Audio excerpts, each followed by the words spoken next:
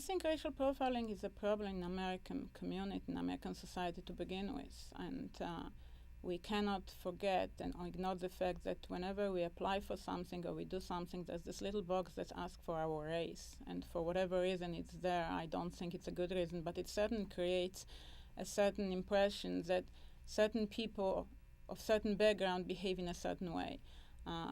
African Americans are represented in the criminal justice system in a overly disproportionate way in terms of convictions. Certainly it plays a role in the mind of a police officer. Police officer reads the same statistics as a layperson. But again, given the situation, given the context, given what happened, what transpired, the exchange between the professor and the police officer, I'm convinced that race was not an issue. An issue was the professor challenging the authority, the domain of the police officer. I think that the officer was fairly within the scope of his authority.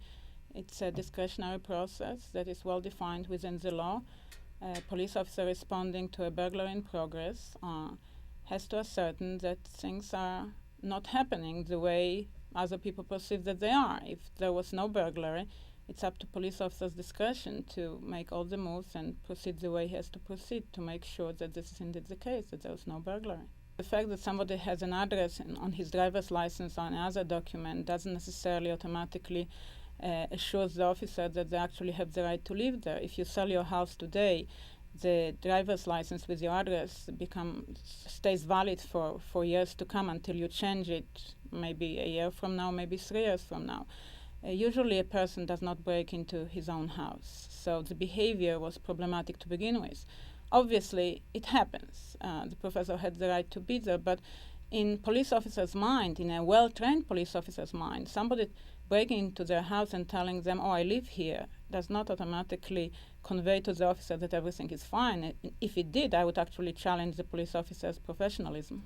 Once the professor was inside the house and showed the police officer the identification, in ideal world, there should have been some other moment of clarification what happened, and then the two parties were supposed to part in a peaceful manner. But for whatever reason, the professor became agitated. And I am not saying that it's unusual for a person who is confronted by a police officer in their house to become agitated, but I'm saying it's very unusual to start calling the officer names, insulting them. Especially as a college professor, one should know that it's police officer's job to respond to a call for service.